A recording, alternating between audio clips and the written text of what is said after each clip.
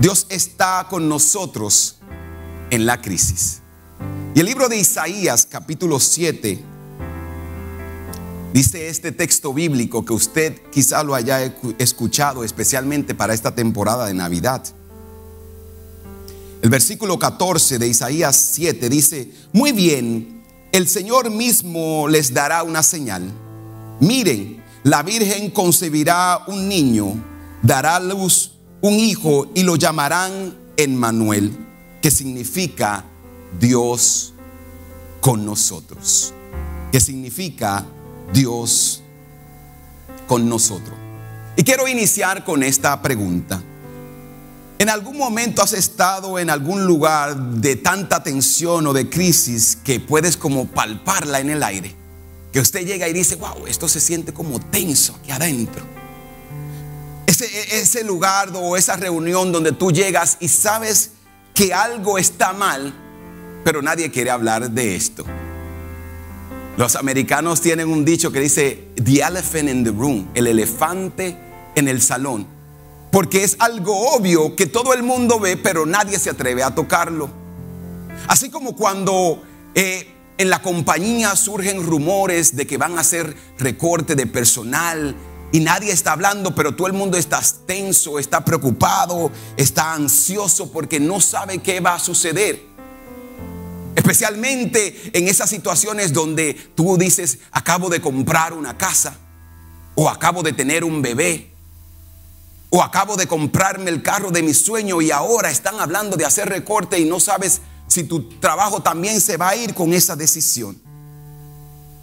En la vida hay momentos así que se llenan de crisis, que nos causan angustia, que nos causan tensión. Pero hay algo interesante de todo esto, y es que el pueblo de Jerusalén se encontraba en una situación similar a esta. Cuando el profeta Isaías declara de que la Virgen tendría un hijo y lo llamarían Emmanuel, el pueblo de Jerusalén estaba pasando por un momento difícil. El pueblo estaba sintiendo la tensión en el aire, los líderes estaban sin respuesta y el rey estaba paralizado por el miedo. Y lo que estaba pasando en el contexto de esta historia, cuando se hace esa declaración de Emmanuel, era que por Siria y el reino del norte le habían dicho al rey de Judá, Asaz: ven, únete a nosotros para tocar a Asiria. Y él dijo: no, yo no quiero ser partícipe de esta guerra. Entonces, como él no quiso unirse a Siria y al reino del norte, ellos dijeron: pues entonces te vamos a aplastar. Y Judá, siendo un reinado pequeño frente a dos gigantes, el rey se llenó de angustia, de tensión. Y el libro de Isaías, o el profeta Isaías, describe esto de una manera brutal. Él dice en el texto, en Isaías 7:2: el corazón del rey y de su pueblo se conmovía como los árboles del bosque son movidos por el viento. Él estaba angustiado, él se sacudía, él estaba lleno de angustia, él sentía: todo se va a acabar. Vamos a ser destruidos, vamos a ser desbaratados, vamos a ser borrados de la faz de la tierra. Entonces la Biblia dice que este rey caminaba de un lado al otro solamente buscando o tratando de encontrar una solución humana para una crisis espiritual. Buscando una solución humana para una crisis espiritual. Esto me recuerda a nuestras vidas, porque así somos muchas veces nosotros. Queremos resolver algo espiritual con instrumentos humanos. Queremos buscar soluciones a cosas que son espirituales. Y el problema y la situación que pasa muchas veces en nuestra vida es que muchas veces nosotros estamos tratando de resolver algo espiritual con herramientas humanas o con soluciones humanas. Y así se encontraba el pueblo, así se encontraba el rey.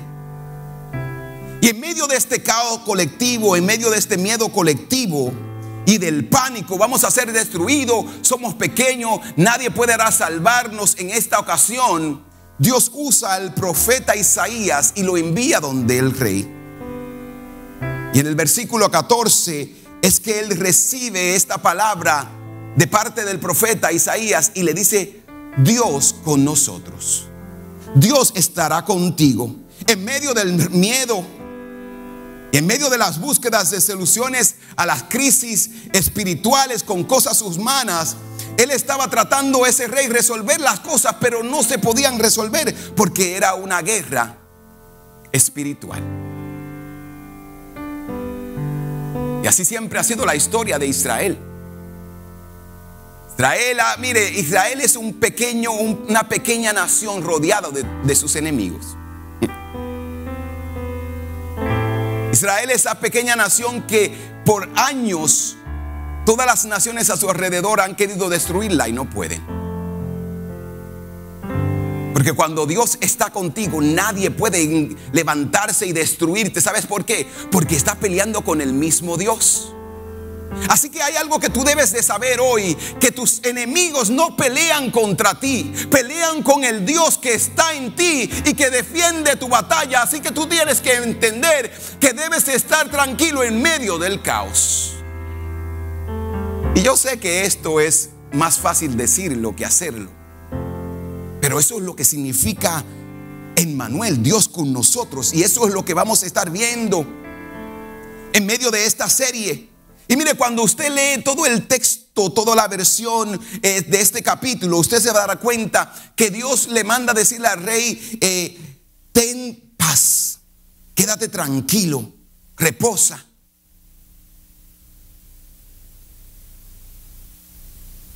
Y no es fácil saber que estás desempleado y que hay que pagar, y que mañana hay que pagar la renta literalmente, y no hay de dónde sacar.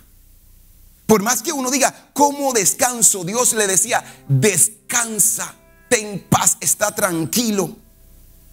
Pero no solamente eso, él sabía que sus enemigos habían dicho: te vamos a desbaratar, te vamos a destruir, te vamos a desaparecer.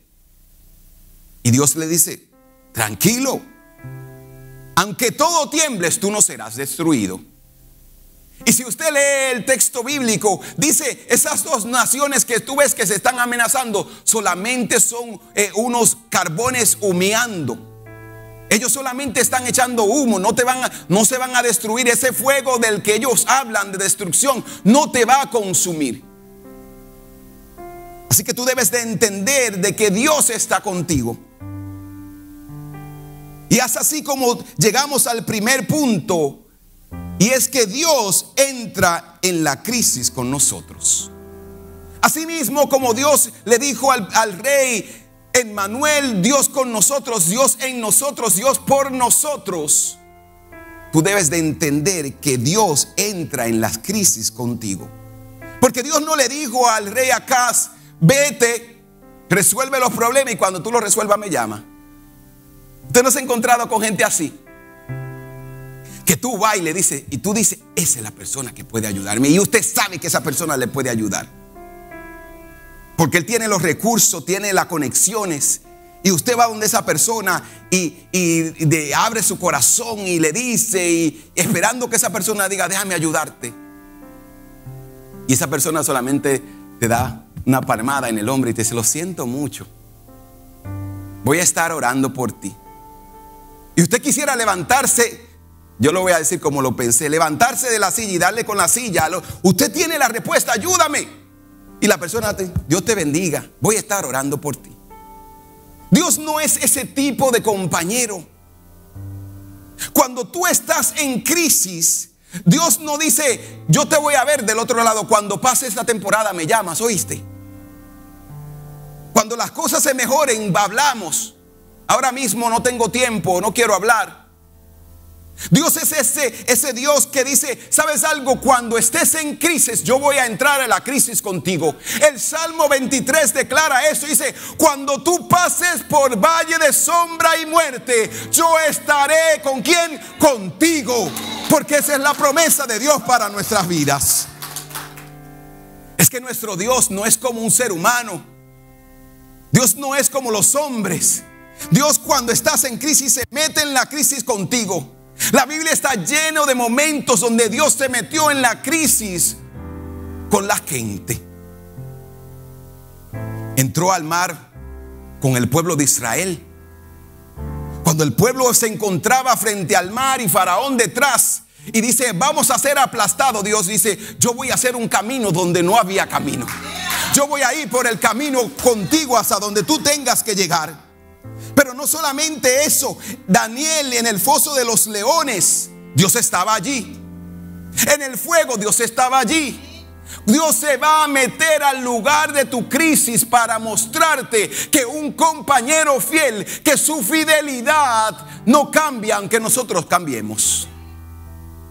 Y qué bueno es saber que Dios no es como los hombres.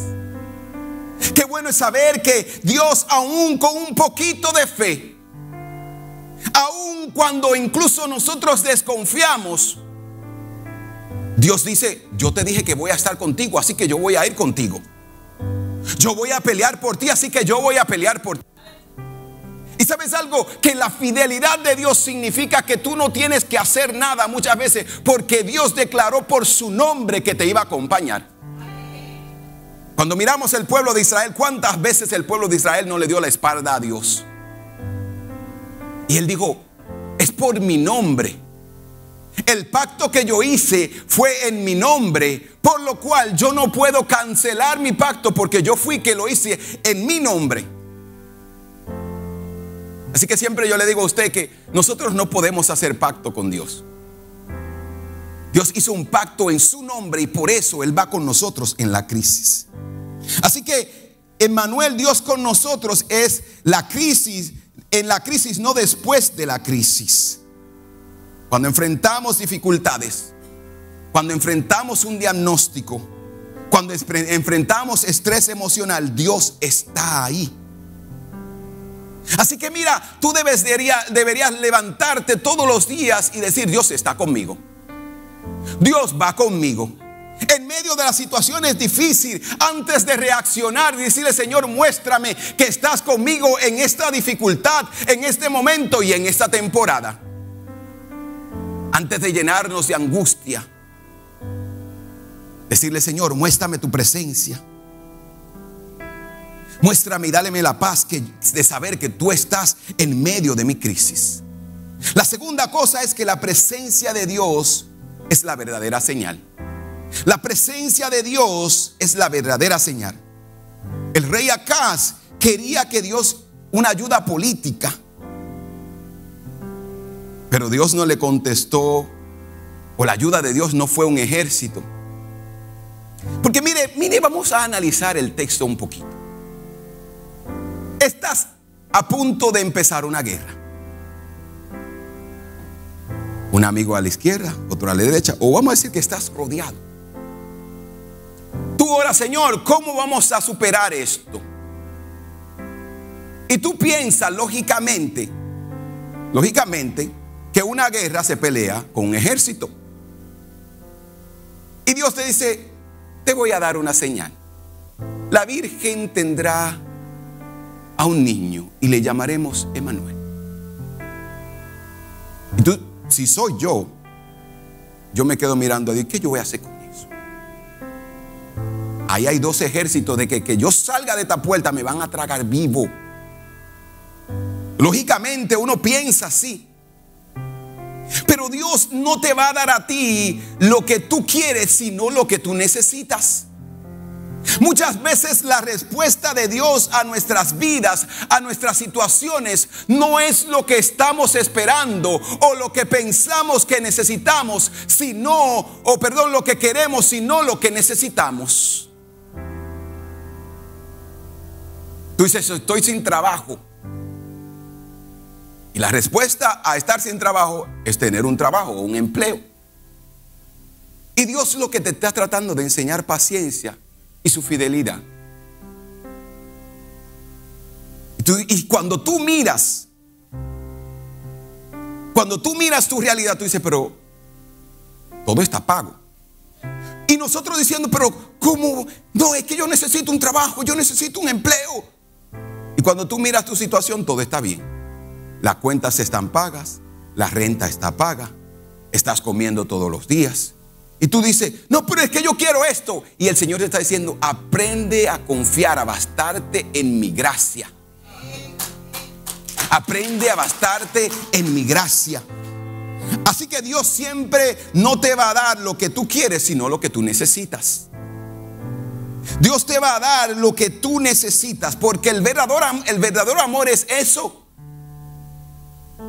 Un verdadero amigo no te va a decir lo que tú quieres escuchar, sino de lo que tú debes de cambiar y mejorar. Y te va a incomodar, pero así es Dios. Dios te va a bendecir, Dios va a estar contigo. Y mire algo, Emmanuel es la promesa de un niño, y en lo inmediato lo que significaba la liberación del pueblo. Te voy a liberar de tus enemigos. Pero en lo eterno, Emmanuel lo que significa es la solución a la crisis más grande de los seres humanos. ¿Y tú sabes cuál es la crisis más grande de los seres humanos? Es el pecado, es la separación entre Dios y los hombres. Cuando nosotros miramos la crisis humana, los problemas no solamente se pueden resolver con dinero, porque hay personas con dinero que tienen problemas. La angustia, la soledad, la tristeza, la depresión, la falta de identidad no se resuelve con las cosas materiales que nosotros pensamos que se pueden resolver. Todo eso se resuelve solamente con la presencia de Cristo en nuestras vidas, porque Él es el único que puede llenar el vacío que existe en la humanidad. Cristo es la solución a la crisis humana. Cristo es la solución a tus problemas. Cristo es la solución a tu vida desordenada. Cristo es la solución a tu matrimonio. Cristo es la solución a tu infelicidad, a tu soledad, a tu angustia. Y es por eso que Él dice, Emmanuel, Dios con ustedes, Dios con nosotros. Y qué bueno es saber esto. Qué bueno es tener pendiente esto. Y que no nos pase como los discípulos. Porque los discípulos en una ocasión se montan en una barca. Y Jesús, después de un día largo, hizo como usted y yo hacemos. Llegamos a un lugar donde estamos cómodos y nos dormimos. Estoy cansado, déjame echar a veces usted tiene más sueño que hambre. Y dice, déjame hacer un sueñito y después como algo. Y él se durmió. Y los discípulos van en la barca. Y de repente dice la Biblia que se levanta una gran tormenta. Y los discípulos comienzan a volverse locos. Y dice que las olas golpeaban la barca como que se iba a hundir. Y yo me imagino yo, no ustedes, porque ustedes no piensan así. Yo me imagino yo mirar para atrás y decir, míralo a él de que durmiendo. Y el mundo se te está acabando y tú dices, ¿y cuándo que él se va a levantar? Porque él tiene, lo despertamos, le decimos. Y los discípulos estaban alborotados y él estaba tranquilo. Y llega el momento donde él los despierta y él le dice que haya paz. Y se calmó la tormenta. ¿Sabe por qué los discípulos se llenaron de angustia? Porque ellos se olvidaron que Emmanuel estaba en la barca con ellos, que la presencia de Dios iba con ellos.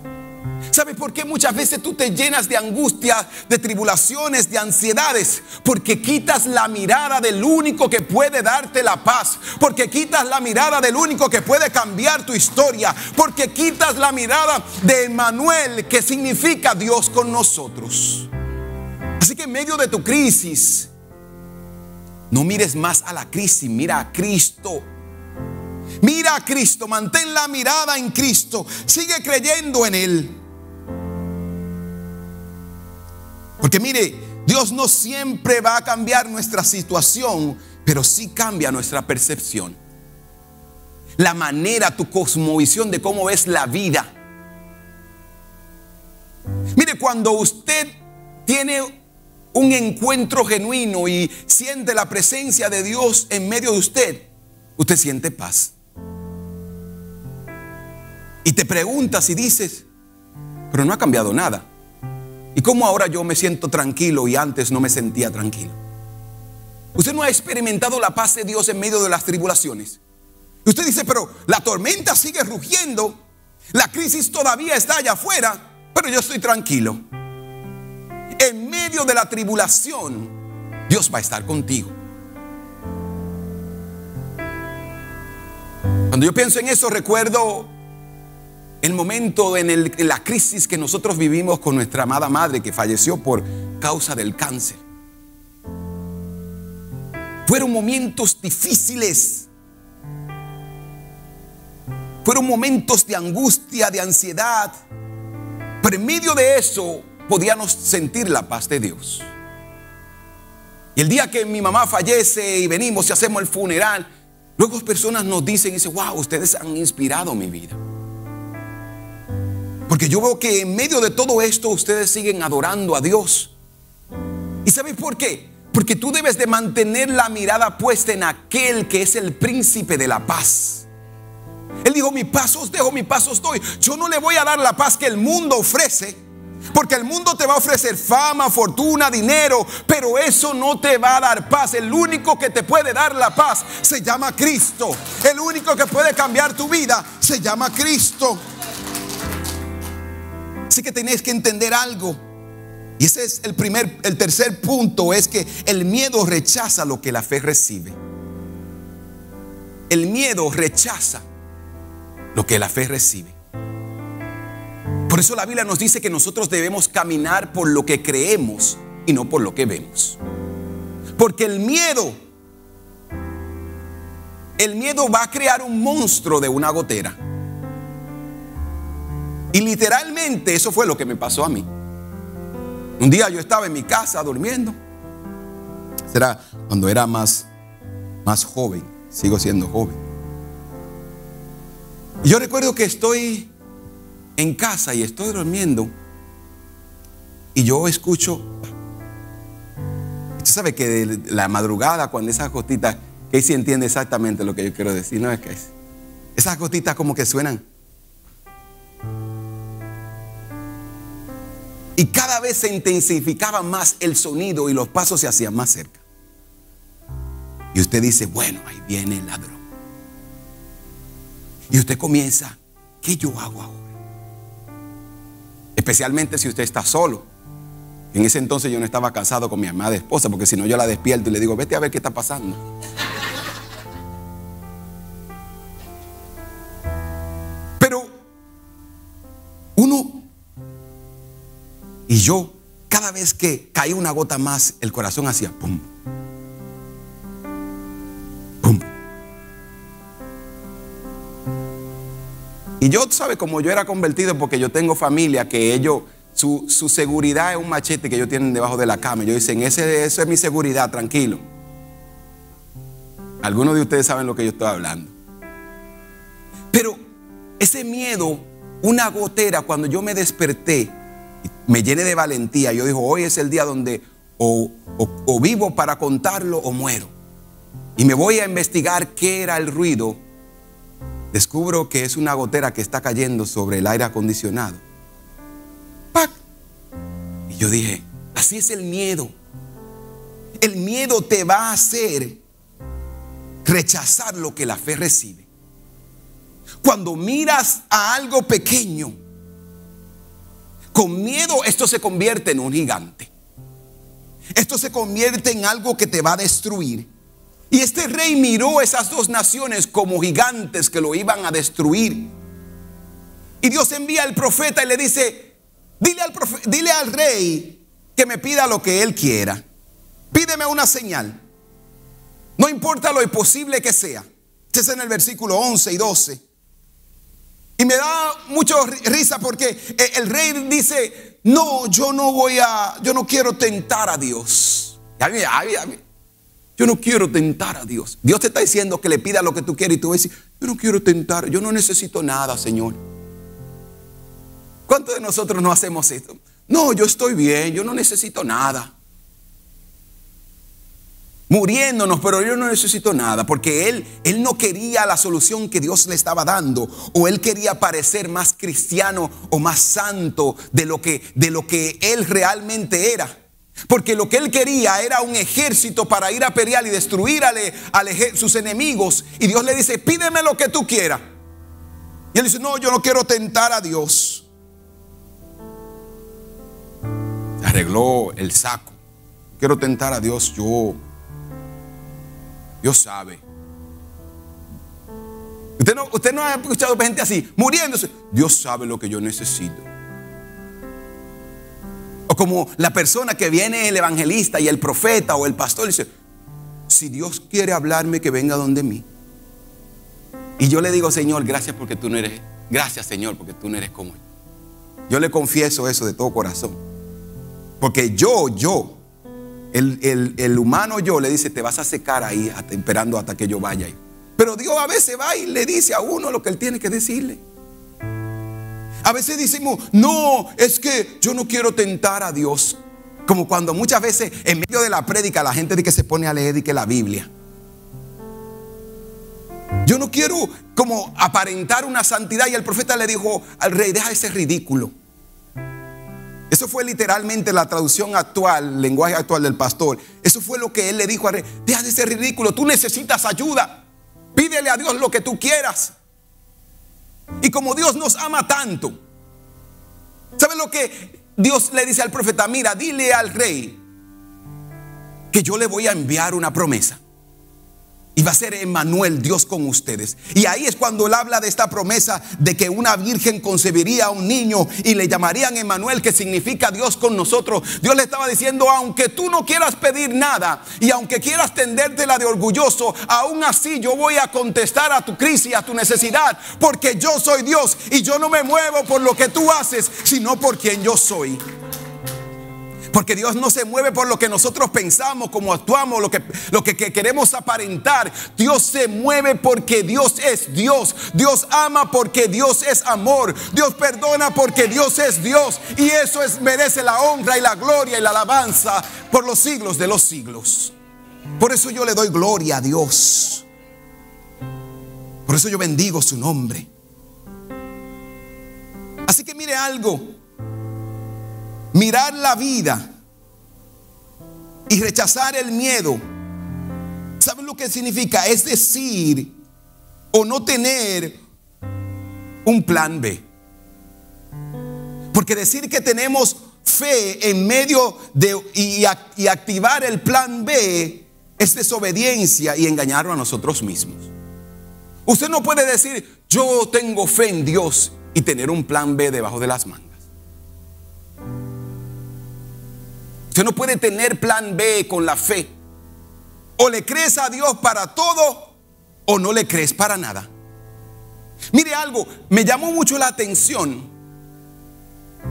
que el actor exgobernador de California, Arnold Schwarzenegger, o Comando como ustedes lo conocen, él dijo, yo nunca he tenido un plan B. El cristiano, nosotros debemos de tener esa mentalidad. Nunca debemos de tener un plan B cuando se trata de la fe, sino poner toda nuestra confianza en Dios. Y la fe es algo que debemos de mantenerla en medio de la crisis, de las dificultades, y debemos de tener claro que Dios es nuestro sustento, el que pelea por nosotros y el que nos defiende. Yo sé que para muchos de nosotros no tener un plan B es difícil, pero es lo que Dios nos invita a hacer. Si le vas a creer a Dios para todo, debes de tomar ese plan B y decir, ¿sabes algo, Señor? Yo he confiado en mis propias fuerzas. ¿Sabes cómo se parece a un plan B? Estoy en una situación, agarro el teléfono, déjame llamar a alguien. Pero rendirse al plan B, o rendir el plan B, es decir, tengo una crisis, déjame ir de rodilla primero.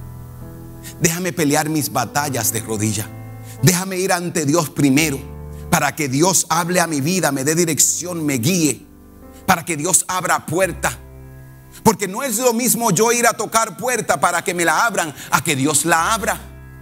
Entonces nosotros tenemos que poner a Dios primero y dejar que Dios se encargue de nuestras vidas, de nuestras crisis, de nuestras dificultades. Para el padre o la madre que lucha con ese hijo rebelde y le ha dado todos los consejos y ha hecho todo lo posible, entrégale ese hijo a Dios. Para ese matrimonio que está en caos, que no sabes cómo resolverlo, y has tratado y has hecho y has ido incluso a consejería y las cosas no se resuelven, entrégaselo a Dios. Ponlo de rodillas, vente ante Dios, clama al Señor. Pon todo lo que tú tienes en las manos del Señor y Él lo va a bendecir. Yo quiero que tú pienses en esta pregunta. Lo que tú haces, como tú vives, como tú piensas, ¿lo haces por fe o por miedo? ¿Lo haces por fe o por miedo? Tus almacenes, tus riquezas, tus cuentas de bancos. Yo no estoy diciendo que no ahorren, hay que ahorrar. Yo creo que una buena administración es parte de eso, de tener un ahorro para los días lluviosos. Pero ¿y si se acabara esa cuenta para los días lluviosos? ¿Seguirías confiando en Dios? Lo que tú haces, ¿por qué tú lo haces? ¿Por fe o por miedo? Porque sabes algo, hay situaciones en la vida que tú no la vas a poder resolver. Y cuando no la puedas resolver, ni nadie te la pueda resolver, ni la puedas financiar, ¿cómo vas a hacer? Tenemos que entender esto muy claro. Que Dios no está diciendo, y este es el punto 4, la promesa de Dios sobrevive las crisis. La promesa que Dios ha hecho para tu vida, para tu casa, para tu familia, para tu matrimonio, para tus hijos, sobrevivirán la crisis. Hubo un momento en mi vida y en mi juventud que yo pensé que yo no iba a estar aquí hoy. Y yo le contaba y le decía que cuando yo medito en esto, pienso en si tuviera que escribirle una carta al joven de los 16 hasta los 20 y tanto, ¿qué yo le diría hoy? ¿Sabes qué le diría? Que Dios es fiel. Que la promesa de Dios va a sobrevivir tu crisis. Que el cielo y la tierra pasarán, pero la promesa de Dios permanecerá firme. ¿Sabes por qué? Porque Dios es fiel a sus promesas. Así que, mire, cuando miramos la historia, las naciones que trataron de destruir a Judá desaparecieron. Los reinados que se levantaron en contra de Israel para destruirlo han desaparecido. Israel todavía permanece. ¿Por qué? Porque hubo una palabra sobre esta nación. De la misma manera, hermano y hermana que me escuchas hoy, lo que Dios dijo para tu vida se va a cumplir. El tiempo te va a enseñar que Dios es fiel y que Él cumple sus promesas. Aunque tú no lo puedas ver hoy, Dios sigue siendo fiel. Estas naciones que amenazaron a Judá desaparecieron. Y siglos después se cumplió esta promesa de Emmanuel. Y en el libro de Lucas 2:11 dice que los ángeles declararon: ha nacido un Salvador. ¿Sabe por qué? Porque lo que Dios dijo se va a cumplir. Porque la promesa de Dios sobrevivirá al tiempo, sobrevivirá a la crisis, sobrevivirá a las dificultades. Porque Dios seguirá siendo Dios. ¿Sabe por qué? Porque Él es el alfa, Él es el omega, Él es el principio, Él es el fin. Él es el Dios que se mete contigo en la crisis y te ayuda a sobrevivirla.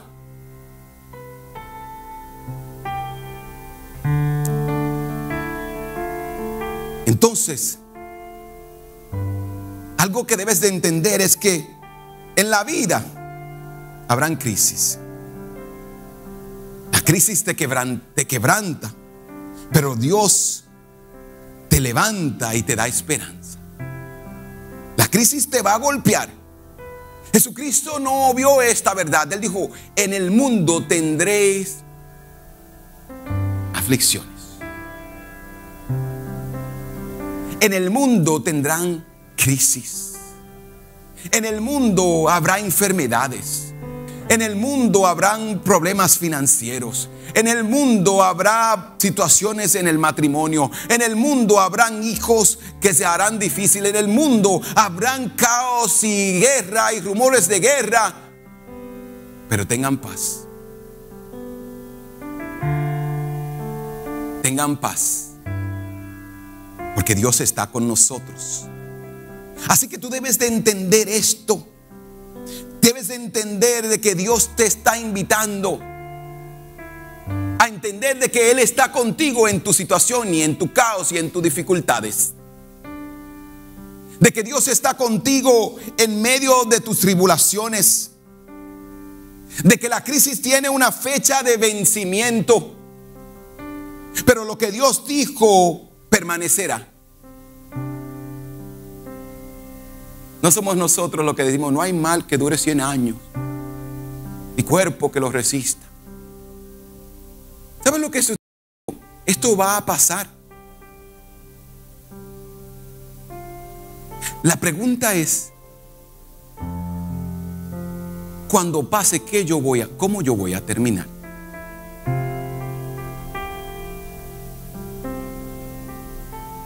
Cuando la crisis termine, ¿cuál será tu actitud? ¿Será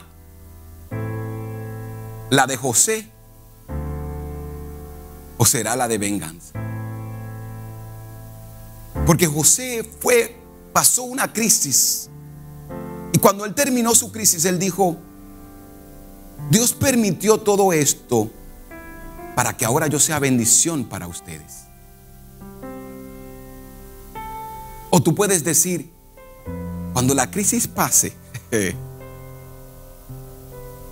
el que me la debe, que se mude, porque me la va a pagar.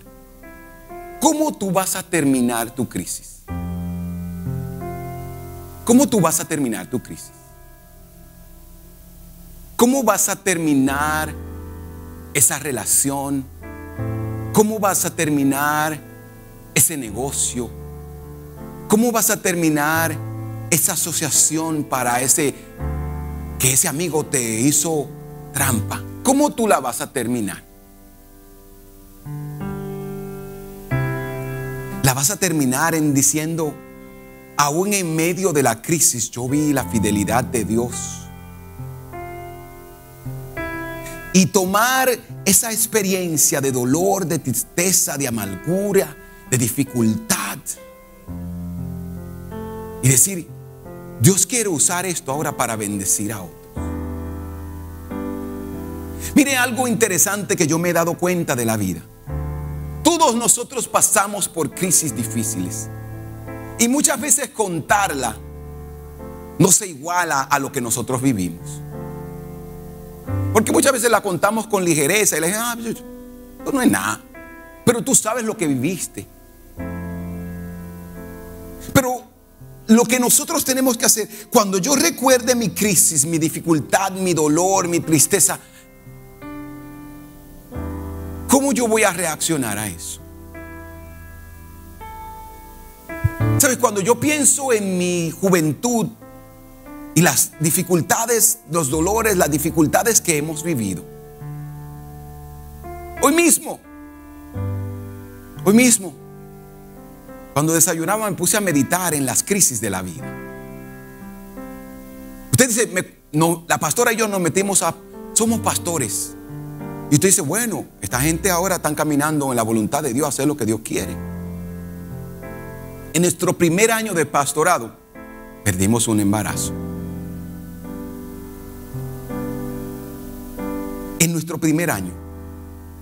No en el segundo ni en el tercero, en el primero. vivido momentos difíciles. Un día nos metimos de que a hacer una modificación cuando se cayeron la economía del real estate, y a nosotros, a todo el mundo lo aprobaron menos a nosotros. Yo pudiera, perdimos a nuestra madre por causa del cáncer. Yo tengo razones para estar amargado. Yo tengo razones para quejarme, para decirle: Señor, tú has sido malo, infiel conmigo. Y esas son mis crisis, pero yo sé que tú has vivido crisis aún mayores que la mía. Yo sé que tú estás pasando y viviendo momentos difíciles en la vida, porque es parte de vivir en este mundo. Pero la pregunta con la que yo quiero que tú te vayas hoy de aquí: ¿cómo yo voy a contar mi historia? ¿Desde una posición de dolor o desde una posición de fidelidad de Dios? Porque si yo la cuento desde una posición de dolor, yo voy a hacer que otros se compadezcan de mí. Pero si yo la cuento desde una posición de fidelidad, yo voy a hacer que otros vean a Cristo en mí. ¿Cómo vas a contar tu historia? Porque en el mundo tendremos aflicciones, pero tengan paz, porque ya Él venció al mundo. ¿Sabes algo? Cuando yo pensaba en este mensaje, recordé la historia y recordé, mire, este texto bíblico durante mi juventud fue toda la Biblia para mí. Jeremías 29:11. Porque yo sé los planes que tengo para ustedes. Cada vez que yo me encontraba en una crisis y yo quería soltarlo, yo quería rendirme, yo incluso consideré hasta la muerte. Dice: ¿para qué estar vivo y estar sufriendo? Yo escuchaba la voz de Dios que me decía: pero yo sé los planes que tengo contigo. Son planes buenos, no para hacerte daño, no para ponerte a sufrir, no para que vivas una vida angustiada, sino son planes buenos para darte un futuro, para darte un futuro y una esperanza. La fe es la certeza de lo que se espera y la convicción de lo que no se ve. La esperanza es Cristo. Lo que tú necesitas es Cristo. Lo que tu familia necesita es Cristo. Lo que tú necesitas en tu casa es a Cristo. Lo que tú necesitas en tu relación es a Cristo. Lo que tú necesitas en la vida de tus hijos es que tus hijos vean a Cristo y vean su fidelidad a pesar de las dificultades. Termino con esto. Cuando Dios está presente, la esperanza se hace evidente. Cuando Dios se hace presente, tu paz va a predicar. ¿Cómo tu paz va a predicar? ¿Y cómo tú estás pasando por esta situación y estás tranquilo? ¿Sabes por qué? Y tú le vas a decir: porque la paz de Dios gobierna mi vida. Cuando Dios está presente, la esperanza se hace evidente. Tú tendrás estabilidad. Tu estabilidad profetizará y dirá: mira cómo Dios ha ayudado, mira cómo Dios lo ayudó a pasar esta situación. La gente va a ver la mano de Dios en ti. Tu perseverancia, aún en medio de la dificultad, no se ha rendido. La vida es difícil, pero cuando Dios está presente, la esperanza se hace evidente. ¿Sabes algo? Tú eres la paz en el caos de alguien hoy. Tú eres la paz en el caos de alguien hoy. Mi mundo se me está acabando. Tú le dices, en paz. Mañana cuando tú llegues a tu trabajo, tú serás la paz en medio del caos de tu trabajo. Mañana en la escuela, tú serás la paz en medio de la crisis. En ese tiempo de tristeza, porque mire algo, la Navidad es hermosa. La Navidad es hermosa para nosotros que tenemos a nuestra familia cerca.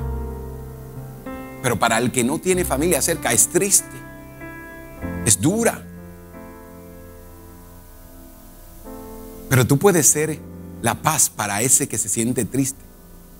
Tú puedes ser el consuelo para ese que se siente solo. Tú eres la paz para el caos de alguien hoy. Tú eres la paz para el caos de alguien mañana, esta semana. Ay, amiga, se me está desbaratando. Mire ese hombre, ya estoy pensando dejarlo. Dale la oportunidad a Dios. ¿Por qué no vienes conmigo a la iglesia? ¿Por qué no dejas que Emmanuel visite tu casa? ¿Quién es Manuel? Dios con nosotros. ¿Por qué no le permites a Cristo que entre a tu vida?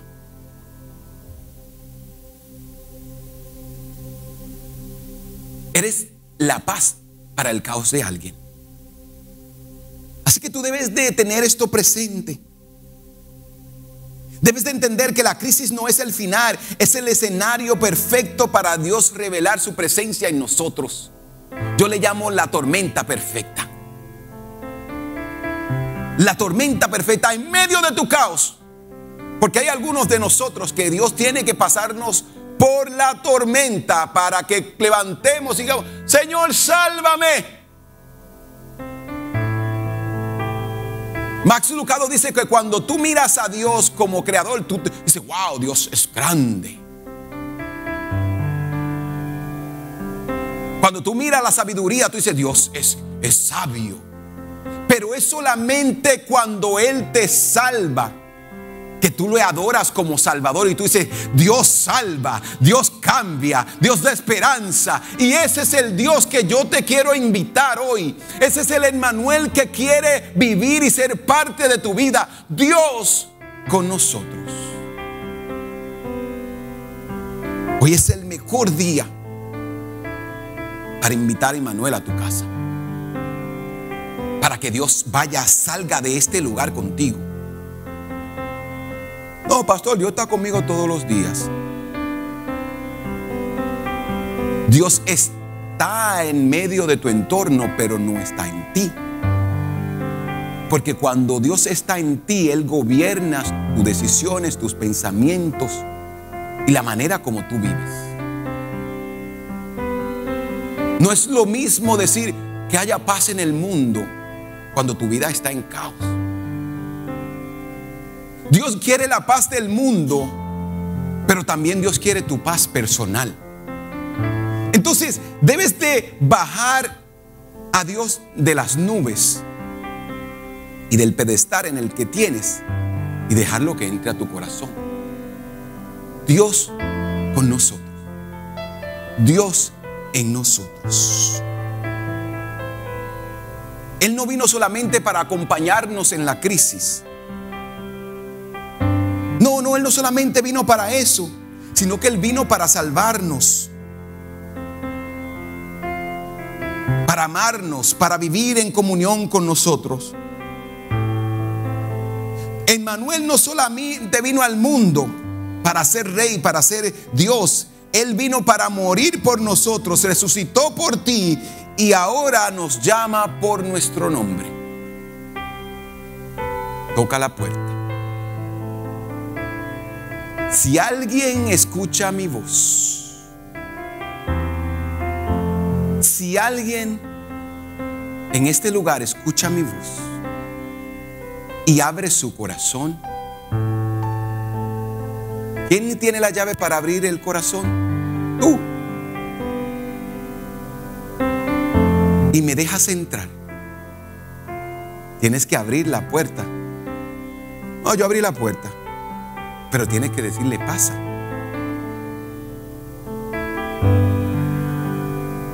Y la policía va a tu casa. Ellos te van a decir: toca la puerta, tú abres. Y ellos no tienen la autoridad de entrar, al menos que tú le digas: entra. Así mismo es Dios. Abres la puerta. Yo creo que hay muchas personas que están ahí. Tienen la puerta abierta, pero no le han dejado entrar. Hoy es día que le diga: entra. Siéntate a la mesa conmigo. Hoy es el día que debes de decir: ya yo no quiero que esto sea más una historia. Quiero que sea una relación. Hoy es el día, el mejor día, para que Emmanuel llegue a tu casa. Entre, se siente contigo a la mesa y se haga parte de tu familia, de tu casa, de tus hijos. Debes de entender que el que tiene a Emmanuel en su vida no está derrotado, sino va acompañado. Las crisis no te van a superar. Vas a vencer, porque Dios va contigo. Hay esperanza para ti. Hay esperanza para tu situación, para tu crisis, para tu matrimonio. Deja que Él entre a tu vida. Dale la oportunidad. Porque si Dios está con nosotros, ¿quién puede contra nosotros? Porque la crisis te pueden azotar, pero nunca van a ganar. Emmanuel está contigo, y tener a Emmanuel con nosotros lo cambia todo.